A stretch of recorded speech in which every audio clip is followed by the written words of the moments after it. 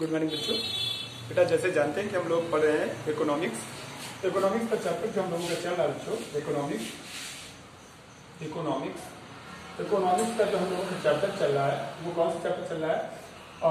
Sector of Indian economy, sectors of the Indian economy.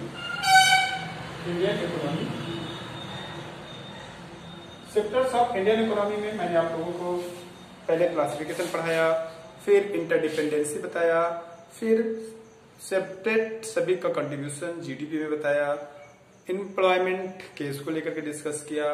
इसके बाद मैंने बताया कि डिस्गाइज्ड अनएम्प्लॉयमेंट क्या होता है, कैसे इसे हटा सकते हैं। ऑल दीज थिंग्स हम प्रीवियस वीडियो में पढ़ चुके हैं। आज हम लोगों का बेटा जो टॉपिक है काफी इंपॉर्टेंट है, काफी बार एग्जाम में पूछा गया है, इस वजह से थोड़ा एक्टिव होकर के पढ़िएगा, थोड़ा सतर्क होकर समझ करके पढ़िएगा। तो ये जो पार्ट है सेक्टर्स ऑफ इंडियन, ये ऑर्गेनाइज एंड अनऑर्गेनाइज सेक्टर। तो बच्चों ऑर्गेनाइज सेक्टर क्या होता है? It is very important question that what is the organise sector. तो ऑर्गेनाइज सेक्टर कोई भी ऐसा सेक्टर बेटे जहां पर एम्प्लॉयमेंट और प्रोडक्शन हो रहा हो, एम्प्लॉयमेंट एंड प्रोडक्शन से जुड़ा हुआ कोई भी सेक्टर, जहां पर जो सेक्टर या जो इंस्टीट्यूशन, वो कोई इंडस्ट्रीज या इंस्टीट्यूशन हो सकता है, which is also enrolled by any of the act of government. ठीक है, उससे रिलेटेड हम लोग सबसे पहली चीज, अगर हम कहें कि व्हाट इज ऑर्गेनाइज सेक्टर, हम ऑर्गेनाइज सेक्टर को कैसे डिफाइन कर सकते हैं। सपोज दैट क्वेश्चन ये आता है कि हम ऑर्गेनाइज सेक्टर को कैसे डिफाइन करें। तो कोई भी ऐसा सेक्टर्स जो किसी भी एक्ट ऑफ गवर्नमेंट या लॉ ऑफ गवर्नमेंट या एक्ट ऑफ गवर्नमेंट के थ्रू रजिस्टर्ड हो और गवर्नमेंट के एक्ट के थ्रू से रजिस्टर्ड हो और गवर्नमेंट एक्ट उसे पास कर दे और गवर्नमेंट एक्ट में उसे एक्सेप्ट मिल जाए, गवर्नमेंट उसे एक्सेप्ट कर ले और अलाउड कर दे उस इंस्टीट्यूशन या इंडस्ट्रीज को, तो उसे हम लोग उससे बेसिकली हम लोग ऑर्गेनाइज सेक्टर्स कहते हैं। जैसे मैं एग्जांपल के तौर पर बात करता हूँ, जैसे स्कूल्स हैं, तो स्कूल बेटे गवर्नमेंट के सीबीएसई लॉ के थ्रू ऑथराइज्ड होते हैं, जैसे कहते हैं अफिलिएटेड होते हैं, जैसे स्कूल्स कहते हैं ऑर्गेनाइज सेक्टर्स है। अपने स्कूल के बारे में बात करते हैं, we are discussing about our schools that it is example of the organise sector because it is registered by the government act law, that is CBSE act law की। इस सीबीएसई को वो कहते हैं ना, देखो आपकी डायरी में लिखा होगा ऑपरेशन नंबर देश, यानी हमारे स्कूल को सीबीएसई ने ऑपरेशन दिया, मतलब उसने अलाउड किया है, उसने ऑथराइज किया है स्कूल इंस्टीट्यूशन को to run and to divide to give the degree and ठीक है ना बच्चों। तो इसे कहते हैं, तो किसी भी एक्ट, चाहे इंडस्ट्री एक्ट के थ्रू हो, चाहे लेबर एक्ट के थ्रू हो, चाहे पेंशन एक्ट के थ्रू हो, चाहे ग्रेजुएटी एक्ट के थ्रू हो, चाहे कोऑपरेटिव एक्ट के थ्रू हो, चाहे इन्वायरमेंट एक्ट के थ्रू, किसी भी एक्ट के थ्रू पहली प्रायोरिटी ऑर्गेनाइज सेक्टर के लिए बेटा, this is the first priority for the organise sector that particular institution, that can be institution, जैसे स्कूल वगैरह को इंस्टीट्यूशन कहते हैं, या कॉलेजेस वगैरह को इंस्टीट्यूशन कहते हैं। जैसे आप लोगों ने पढ़ा होगा कि ये आईआईटी अफिलिएटेड कॉलेज हैं, जैसे कहते हैं कि आईआईटी कानपुर, आईआईटी, तो आईआईटी एक गवर्नमेंट का एक सेक्टर है, गवर्नमेंट का एक सेक्टर नहीं कहेंगे, गवर्नमेंट का एक पार्ट है, और गवर्नमेंट उस एक्ट उसके थ्रू जिन कॉलेजेस को अफिलिएशन मिलता है उसे कहते हैं आईआईटीज के कॉलेज हैं। फिर कहते हैं एमएनआईटीज के कॉलेज हैं, तो एमएनआईटीज को गवर्नमेंट ने अथराइज कर रखा है, और फिर उसके थ्रू जो कॉलेजेस है ना, और फिर कहते हैं ये यूपीटीयू के कॉलेजेस हैं, इंजीनियरिंग कॉलेज, तो वो यूपीटीयू के थ्रू क्या कहते हैं अपने ऑपरेशन गेन किए हैं। जैसे ये सीबीएसई कॉलेजेस कहते हैं यूपी बोर्ड के कॉलेज है, तो यूपी गवर्नमेंट ने अपने ऑपरेशन ऑर्गेनाइज अपने एक बोर्ड की एस्टेब्लिशमेंट किया, दैट इज यूपी बोर्ड, और उसके थ्रू जो कॉलेजेस अप्लाइड होते हैं या जो कॉलेजेस मान्यता पाते हैं उसको हम लोग कहते हैं कि ये यूपी बोर्ड के कॉलेजेस हैं। तो बेसिक मैं आप लोगों को ये समझाने की कोशिश कर रहा हूँ, I am telling to teach you that कि ऐसा कोई भी सेक्टर जो गवर्नमेंट के किसी भी लॉ के थ्रू, वो किसी ना किसी लॉ के थ्रू गवर्नमेंट के थ्रू इनरोल्ड होना चाहिए। Any act of the government, that can be factory act, that can be societies act, that can be cooperative act, that can be minimum support price या minimum support price, MSP act, या कह दिया जाए कि मनरेगा, किसी भी act के through उस इंस्टीट्यूशन को अपने में अफिलिएट होना चाहिए। ऐसे मतलब ऐसे इंस्टीट्यूट या ऐसे ऑर्गेनाइजेशन या ऐसे इंडस्ट्रीज को हम लोग क्या कहते हैं बेटा, ऑर्गेनाइज सेक्टर कहते हैं। अब बेटे क्वेश्चन आता है कि अगर कोई सेक्टर, तो इतना आपको क्लियर हुआ कि सबसे पहले किसी भी सेक्टर को ऑर्गेनाइज सेक्टर्स होने के लिए क्या जरूरी होना चाहिए कि इट इज एकदम सिंपल सी डेफिनेशन। अगर आपको आता है कि व्हाट इज ऑर्गेनाइज सेक्टर, तो आप लिखेंगे कि any sectors which is operated by any act of the government is known as a organise act. Organise sectors, organise sector के एग्जाम्पल, जैसे बेटा मैं आपको ये भी बता दूं कि किसी ने हमसे पूछा था कि आपने सर 2 सेक्टर्स क्लासिफिकेशन नहीं बताया, है ना। मुझे याद नहीं है, किसी ने पूछा, बट किसी ने पूछा, इंपॉर्टेंट इज दिस कि किसी ने मुझसे पूछा कि ये क्या कहते हैं, आपने 2 सेक्टर्स क्लासिफिकेशन नहीं बताया। तो मैं बता रहा हूँ कि बेटा 2 सेक्टर्स क्लासिफिकेशन ये होता है, जैसे 2 सेक्टर क्लासिफिकेशन में ये भी आता है, 2 ग्रुप में बांटते हैं 2 सेक्टर्स। 2 सेक्टर क्लासिफिकेशन ये होता है 2 sectors classification, 2 sectors of classification 2 sector classification. पहला होता है बच्चों ऑर्गेनाइज सेक्टर और दूसरा होता है अनऑर्गेनाइज सेक्टर। ऑर्गेनाइज सेक्टर पहला होता है ऑर्गेनाइज सेक्टर और दूसरा होता है अनऑर्गेनाइज सेक्टर। क्या होता है बच्चों?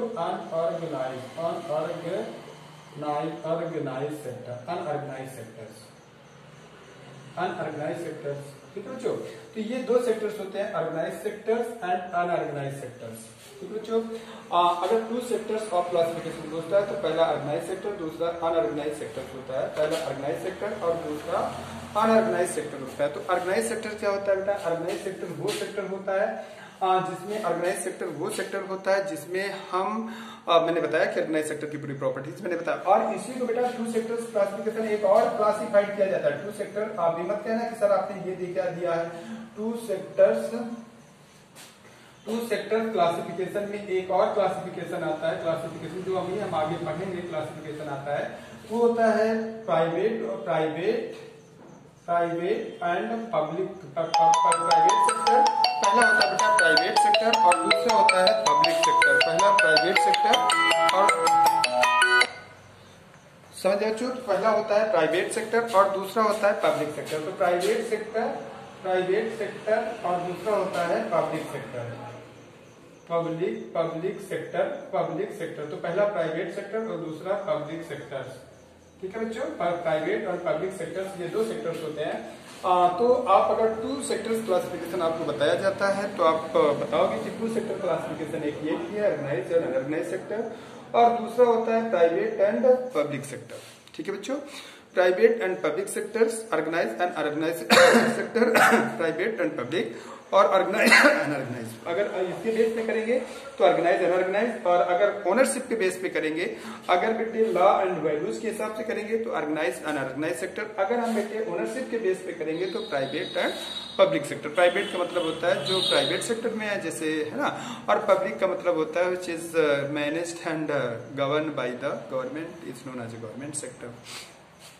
तो बच्चों हम लोग पढ़ रहे थे वो ऑर्गेनाइज सेक्टर और अनऑर्गेनाइज सेक्टर के बारे में बात कर रहे थे। We are discussing about organise sector and unorganise sector. तो ऑर्गेनाइज सेक्टर के बारे में मैंने बताया कि ऑर्गेनाइज सेक्टर वो सेक्टर होता है बेटा जो किसी गवर्नमेंट के एक्ट के थ्रू गवर्नमेंट में उसका रजिस्ट्रेशन होना चाहिए, उसे हम ऑर्गेनाइज सेक्टर कहते हैं। वो रजिस्ट्रेशन आपका कोई भी एक्ट हो सकता है, चाहे वो आपका इंडस्ट्रियल एक्ट हो, चाहे वो एजुकेशनल एक्ट हो, चाहे वो क्या कहते हैं आपका चाहे वो इन्वायरमेंट से एक्ट हो, चाहे वो मतलब एम्प्लॉयमेंट एक्ट हो, चाहे वो शॉप एक्ट हो, किसी ना किसी एक्ट के थ्रू से गवर्नमेंट के थ्रू रजिस्टर्ड होना चाहिए। पहली priority to be an organise sector. और इसके बाद ये ऑर्गेनाइज सेक्टर हुआ अगर वो आफ्टर इसके पास फॉलोइंग प्रॉपर्टी, ये प्रॉपर्टी भी वो कैरी करता है। पहली बेसिक कंडीशन चीज तो क्या है कि उसे किसी न किसी गवर्नमेंट एक्ट के थ्रू रजिस्टर्ड होना चाहिए। और फिर दूसरी प्रॉपर्टीज क्या होती है कि वो कुछ प्रॉपर्टीज कैरी करता है। जैसे बेटे ऑर्गेनाइज सेक्टर की पहली प्रॉपर्टी होती है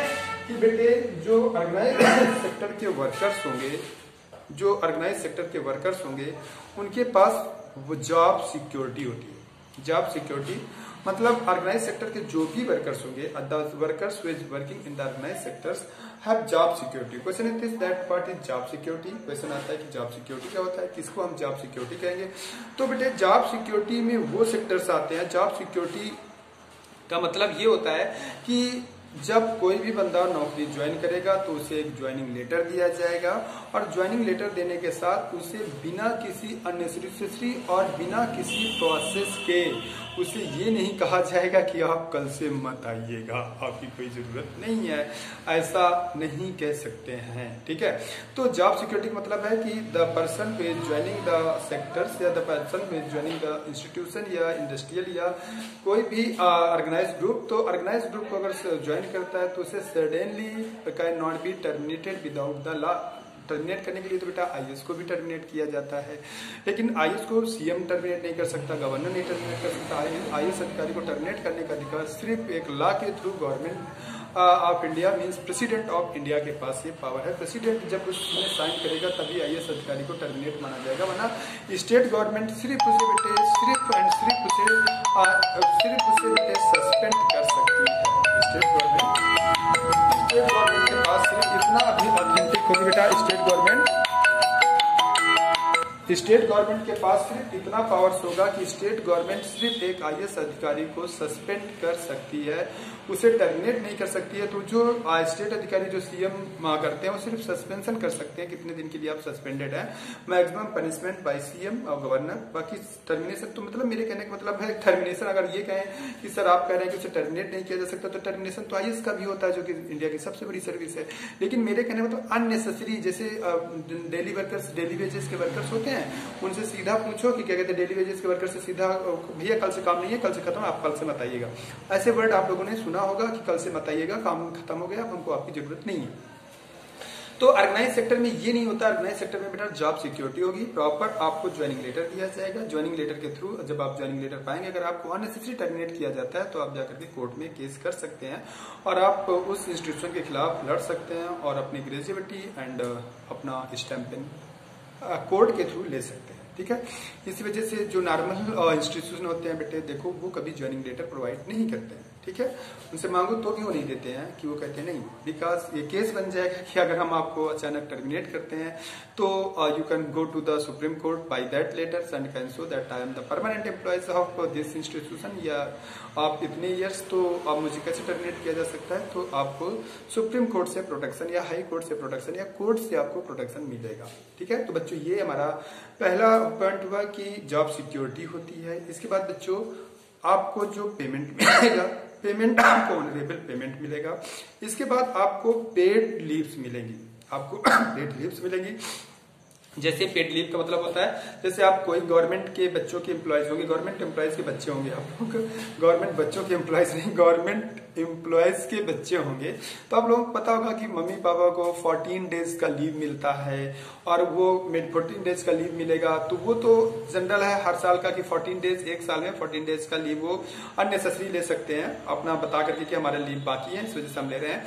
इसके बाद स्पेशल कंडीशन पर और पेड लीव ले सकते हैं, जैसे वो चाइल्ड केयर हो कि छोटा बच्चा है, जैसे अभी मदर के लिए तो खासकर अभी शायद फादर के लिए भी किया गया, आई डोंट नो, मुझे याद नहीं है, लेकिन मदर के लिए तो सर्टेन है कि चाइल्ड केयर या प्रेगनेंसी लीव्स, तो ये इन लीव्स में आपको पेमेंट भी मिलेगा। तो पेड लीव्स भी होती है, लेकिन प्राइवेट सेक्टर में या अनऑर्गेनाइज सेक्टर में ये लीव्स नहीं होती हैं। अगर आप नहीं है, जितने दिन आप आएंगे उतने दिन का आपका पेमेंट मिलेगा, जितने दिन नहीं आएंगे उतने दिन का पेमेंट आपको नहीं मिलेगा, सीधी सी बात। इसके बाद ऑर्गेनाइज सेक्टर की और प्रॉपर्टी होगी बेटा, ऑर्गेनाइज सेक्टर में आप चाहे सुबह से शाम तक करिए, आपका जो फिक्स पेमेंट है वही मिलेगा, जबकि अनऑर्गेनाइज सेक्टर में आपको बेटा फिक्स है कि ऑर्गेनाइज सेक्टर में आपका फिक्स है कि आपको इतने आवर्स ही काम करने हैं। ठीक है, ऑर्गेनाइज सेक्टर में बेटे वर्किंग आवर्स, ऑर्गेनाइज सेक्टर में वर्किंग आवर्स फिक्स हैं, ऑर्गेनाइज सेक्टर में वर्किंग आवर्स फिक्स है कि आपको इतने बजे से इतने बजे तक काम करने हैं, आफ्टर दैट आपको काम नहीं करना है। ठीक है, और अनऑर्गेनाइज सेक्टर में बेटे कोई जॉब फिक्स नहीं है, और आपको टाइम हो गया। देखो ऑर्गेनाइज सेक्टर वालों को देखो, बैंकिंग वालों को देखो, उनके पास 5 बजे के बाद जाओ तो तुरंत कहते हैं नहीं, खिड़की डाउन, मतलब आपका काम नहीं होगा, इसे कहते हैं ऑर्गेनाइज सेक्टर। मैं आपको प्रैक्टिकल एग्जाम्पल इस वजह से बता रहा हूँ ताकि आपके दिमाग में थोड़ा बहुत प्रैक्टिकल भरा रहे कि हाँ ऐसा तो होता है, ऐसा तो हमने भी देखा है। That's why the reason I am telling to you such practical वे।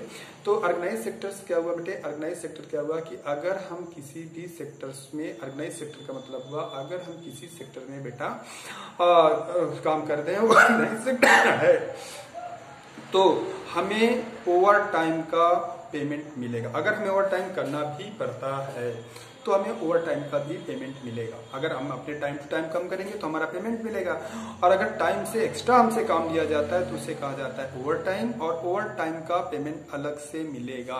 मैं आपको बता दूं, मेरे एक दोस्त रेलवे में है और वो कहते हैं हम मालगाड़ी चलाते हैं, तो मैंने कहा मालगाड़ी से तो अच्छा है वो पैसेंजर ट्रेन चलाया करिए। पैसेंजर ट्रेन चलाने में मैं थोड़ा एक एग्जाम्पल आपको इस वजह देता रहता हूँ बेटा, ताकि आपके क्वेश्चन क्लियर होते रहे। मेरी कहानी मत समझिएगा यार, मैं थोड़ा सा एग्जाम्पल, कहानी के थ्रू एग्जाम्पल आपको बेटर तरीके दे रहा हूँ। तो मैंने उनसे पूछा, मैंने कहा कि आप पैसेंजर ट्रेन चलाया करिए, क्योंकि आप गुड्स ट्रेन चलाते हैं, गुड्स ट्रेन में तो चले जाओ बेवकूफ बने। तो उन्होंने कहा नहीं, इसमें बहुत फायदा होता है। मैंने कहा क्यों? कहा पैसेंजर ट्रेन तो काफी हद तक टाइम टू टाइम चलती है और उसे चलना है जैसे मतलब फिर भी वैसे इंडिया में रेलवे को तो हम नहीं कह सकते कि टाइम से चलती है, लेकिन जापान वगैरह में तो चलती है। जापान वगैरह में अगर 1-2 सेकंड कहते हैं देर हो जाती है, पता नहीं सेकंड की बात तो नहीं कह सकते, लेकिन 1-8 घंटे देर हो जाए तो लोग कहते हैं कि नहीं बहुत दिक्कत हो गई है, और कहते हैं कि जापान की रेलवे डिपार्टमेंट को पैसा वापस करना पड़ता है। ऐसा जापान में है, पता नहीं इंडिया में है कि नहीं है, लेकिन इंडिया में भी तो है नहीं, ये तो बिल्कुल श्योर है कि इंडिया में ही ऐसा नहीं है। अगर ऐसा हो तो रेलवे के पास कुछ जावे न करे, सारा पेमेंट वापस हो जाए, क्योंकि सारी ट्रेन लेट होती है, ठीक है। और इंडिया में अगर 1-2 घंटे ट्रेन लेट होती है तो लोग बड़े खुश होते हैं, कहते हैं ऑन टाइम पे है ट्रेन, कहते हैं ऑन टाइम पे है। और जैसे एक दिन मैं स्टेशन में खड़ा हुआ था तो महानंदा खड़ी हुई थी, तो मैंने कहा अरे आज महानंदा इतने टाइम से आ गई, तो लोगों ने कहा नहीं भैया ये आज की महानंदा नहीं है, इसे कल आना था, वो आज लेट होकर 24 घंटे लेट होकर के आ रही है। मेरे कहने का मतलब समझ में आया? तो मैं ये कह रहा था कि फिर भी जो पैसेंजर ट्रेन होती है उनकी टाइमिंग थोड़ी सी फिक्स करने की कोशिश की जाती है ताकि वो थोड़ा टाइम से पहुंचे। और पैसेंजर होते हैं, लेकिन उन्होंने कहा गुड्स ट्रेन में क्या होता है कोई टाइम फिक्स नहीं है। पता लगा एक छोटे से स्टेशन में खड़ी कर दिए, सूबेदारगंज या उसके आगे सत्यनारायणी या मनौरी में ट्रेन खड़ी कर दिए। अब वो उसका सिग्नल ही नहीं हो रहा, 2-3-4 घंटे सिग्नल नहीं। तो उन्होंने कहा कि हमारा जो टर्मिनेशन मतलब हमारा जो एक्सचेंज होता है वो बड़े स्टेशन से होता है, जैसे या तो इलाहाबाद में होगा या तो कानपुर में होगा। आप कहा हमारा मान लो इलाहाबाद में टाइम पूरा होने वाला था, तो हमारी 8 घंटे 6 घंटे जो भी हो वो ड्यूटी पूरी होने वाली थी, लेकिन ड्यूटी पूरी नहीं हुई थी, 1 घंटे का टाइम था, तो हमको बढ़ा दिया गया कि अभी आप ड्यूटी में है, चलिए आगे बढ़ाइए। तो कहा हम चले गए, फिर आगे हमें सिग्नल नहीं मिला, हम जाकर के मनौरी में खड़े हो गए। मनौरी में 2-3 घंटे खड़े रहे, और इसके बाद फिर क्या कानपुर जब पहुंचे तो हो गया 3-4 घंटे लेट। अब कहा 3-4 घंटे को, तो वो कहा 3-4 घंटे का हमें ओवर टाइम एक्सेस डबल मिलता है, पेमेंट का डबल मिलता है। का जितनी हमारी सैलरी होती है उतना ही पेमेंट हम ओवर टाइम का पेमेंट बनाते हैं, ठीक है। I am not railway employees, मैं जानता नहीं हूँ, ऐसा उनका कहना था। अब क्या सच है क्या नहीं मुझे नहीं पता, लेकिन मेरे कहने का मतलब मैं आपको सिर्फ इस एग्जाम्पल से ये बताना चाह रहा था कि वहां पर ओवर टाइम का प्रोविजन भी है। अगर आप फिक्स टाइम से ज्यादा टाइम आपसे वर्क लिया जाता है तो आपको ओवर टाइम का पेमेंट भी दिया जाएगा, जबकि बाकी सेक्टर्स में ऐसा कुछ भी नहीं है। इसके बाद आपको पेड लीव दी जाएगी, तो मैंने बताया ग्रेजुविटी दी जाएगी। ग्रेजुविटी जानते हो ना कि आफ्टर जब आपकी नौकरी पूरी होगी तो आपको एक फंड्स मिलेगा, एक पैसा मिलेगा, एक अमाउंट मिलेगा जो आपके ठीक है, एक लार्ज अमाउंट होता है, फंड्स इसे कहते हैं, है ना। तो जैसे आपके पेमेंट से 2,000 रुपए कट रहा है तो 2,000 रुपए उसमें सरकार भी देती है, और टोटल मिला के 4,000 आपके फंड्स में पहुंचता रहता है, और उससे सडन आपको कभी जरूरत पड़ जाए तो आप निकाल सकते हो, तो फंड्स भी मिलता है। ये सिर्फ ऑर्गेनाइज सेक्टर पे ही बेटे, ये प्रॉपर्टी से मैं बता रहा हूँ, ऑर्गेनाइज सेक्टर की प्रॉपर्टीज फंड्स मिलता है, जबकि अनऑर्गेनाइज सेक्टर में कोई फंड्स नहीं, पेमेंट भी मिल जाए, अच्छा बस पेमेंट मिल जाए, ठीक है। तो ये ऑर्गेनाइज सेक्टर्स है, और कोई एक्सपेक्टेशन भी नहीं करता, क्योंकि जैसे जैसा देश वैसे वैसे लोग अपने आप को अडॉप्ट कर लेते हैं। तो ये क्या कहते हैं ऑर्गेनाइज सेक्टर के ये एक्सपेक्ट, तो ये होता है कि ग्रेजुविटी और फंड्स भी मिलते हैं, जबकि अनऑर्गेनाइज सेक्टर में बेटे आपको कोई ग्रेजुविटी एंड फंड का कोई प्रोविजन नहीं है, ठीक है बच्चों। एंड अगर उन्हें ओवर टाइम मिलता है पेमेंट, एंड अगर आप मैंने बताया अगर 14 डेज आप हॉलीडे पे जा रहे हो तो आपको पेमेंट भी मिलेगा। और मोस्ट ऑफ सर्विसेज तो हैं अभी भी, लेकिन काफी सर्विसेज में ऐसा हो चुका है, लेकिन अभी भी काफी सर्विसेज हैं जिसमें आपको पेंशन भी मिलेगी, पेंशन भी मिलती है, ठीक है। ये ऑर्गेनाइज सेक्टर की प्रॉपर्टीज है कि आप रिटायर्ड होंगे तो आपको पेंशन मिलेगी, ठीक है। दिस इज ये कोई अनऑर्गेनाइज सेक्टर में ये प्रॉपर्टीज नहीं है। इसके बाद बच्चों ऑर्गेनाइज सेक्टर की एक प्रॉपर्टी और भी है कि पेंशन के साथ साथ जब आप रिटायर होंगे, अगर बाई चांस को इंसिडेंट अगर ऐसा होता है कि सर्विस टाइम में आपके की कोई नौकरी कर रहा है, कोई भी एक बंदा एक्स मान लेते हैं, वो बंदा नौकरी कर रहा है, अगर वो सर्विस टाइम पे एक्सपायर होता है तो उसके जगह पर उसके जो डिपेंडेंट हैं, जो बेटे हैं बेटी हैं, उनको नौकरी सर्विस प्रोवाइड करने का भी प्रोविजन है। ठीक है, ये प्रोविजन भी है बच्चों इन द ऑर्गेनाइज सेक्टर। ये ऑर्गेनाइज सेक्टर की प्रॉपर्टीज हैं। बेटे मैं पहले बता रहा हूँ कि मैं आपको लाइव क्लासेस थोड़ा सा अवॉइड कर रहा हूँ क्योंकि मेरी तबीयत बहुत अच्छी नहीं है। मुझे 2-3 दिन से फीवर लगातार आ रहा है और खांसी भी हो रही है, थोड़ा सा डर भी लग रहा है। तो लेकिन फिर भी तो इस वजह से मैं थोड़ा सा आपकी ऑनलाइन क्लासेस थोड़ा सा वेट कर रहा हूँ, लेकिन आपको वीडियो में प्रॉपरली दे रहा हूँ। आप वीडियो देखिए और प्रॉपरली सेटिस्फाई रहिए। कहीं डाउट आता है तो आप कलेक्ट करते रहिएगा। 2-1 दिन के बाद मैं ऑनलाइन क्लास लेता हूँ, आपकी जो डाउट्स हैं पूछिए। फिर इसके बाद बच्चों अनऑर्गेनाइज सेक्टर की हम बातें करते हैं। अनऑर्गेनाइज सेक्टर की अगर हम बातें करें तो अनऑर्गेनाइज सेक्टर में ये कोई फैसिलिटीज नहीं है। अगर बस क्वेश्चन यही आता है what is the difference between the organise and unorganise, तो ऑर्गेनाइज सेक्टर में ऐसा कोई भी प्रोविजन नहीं है। जो भी प्रोविजन आपने यहाँ पर पढ़ा उनका कोई भी प्रोविजन ऑर्गेनाइज सेक्टर में नहीं है। ऑर्गेनाइज सेक्टर में बेटे क्या है कि आप अगर आप वर्क कर रहे हैं तो पहली चीज आपका वर्क कहीं कोई रिकॉर्ड नहीं है, आप कहीं पर रजिस्टर नहीं है। आपका जो इंस्टीट्यूशन जहां पर भी इंस्टीट्यूशन तो मोस्टली ऑर्गेनाइज ही होते हैं, लेकिन जहां पर भी आप कर रहे हैं उसका कोई रिकॉर्ड नहीं है, वो किसी भी गवर्नमेंट एक्ट के थ्रू रजिस्टर्ड नहीं है। पहली प्रॉपर्टी। इसके बाद जो भी प्रॉपर्टी आपने पढ़ा इनकी कोई भी प्रॉपर्टी उसमें इंप्लीमेंट नहीं होती है। आपको कोई ज्वाइनिंग लेटर नहीं दिया जाएगा, कोई जॉब सिक्योरिटी नहीं होगी। ज्वाइनिंग लेटर नहीं है तो जॉब सिक्योरिटी नहीं है, और आपसे किसी भी दिन कहा जा सकता है कि आप कल से मत आइएगा। बस इतना कहना होता है मालिक को कि कल से मत आइएगा, बस नौकर को कहना होता है ठीक है सर बहुत गरीब है प्लीज रख लीजिएगा, नहीं रख पाते तो कहते हैं ठीक है सर जा रहे हैं, ध्यान दीजिएगा, जरूरत हो तो बुलाइएगा। तो मेरे कहने का मतलब है ऑर्गेनाइज सेक्टर्स क्या होता है, तो अनऑर्गेनाइज सेक्टर क्या होता है, कोई जॉब सिक्योरिटी नहीं है। पहली चीज ऑर्गेनाइज सेक्टर और अनऑर्गेनाइज सेक्टर। दूसरा पॉइंट बेटे कि ऑर्गेनाइज सेक्टर में एक और प्रॉपर्टी की अगर आप कोई जॉब सिक्योरिटी नहीं है, अगर आपको टर्मिनेट, मैंने बताया कि जब जॉब सिक्योरिटी नहीं है तो टर्मिनेशन का क्या मतलब है, बस ये तो कहना होता है कि कल से मत आइएगा।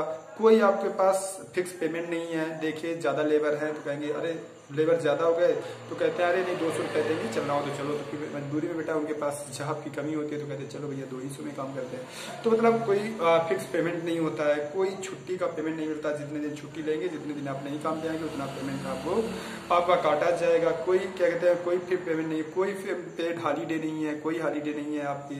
अगर जितने दिन भी आप नहीं आते हॉलीडे मनाते हैं तो उतने दिन का पेमेंट कटेगा।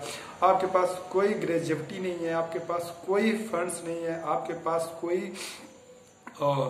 ग्रेजुविटी मतलब रिटायरमेंट क्या है, उसमें तो रिटायरमेंट का कोई मतलब ही नहीं है। कोई फंड्स नहीं है, कोई फंड नहीं है, आपके पास कोई ओवर टाइम नहीं है, कोई मैटरनिटी लीव नहीं है, कोई आपके चाइल्ड केयर लीव नहीं है। मतलब मेरे कहने का मतलब व्हाटएवर जो मैंने आपको पढ़ाया जस्ट इसका उल्टा आप अनऑर्गेनाइज सेक्टर में लिखेंगे। और यही इंपॉर्टेंट क्वेश्चन है, हर साल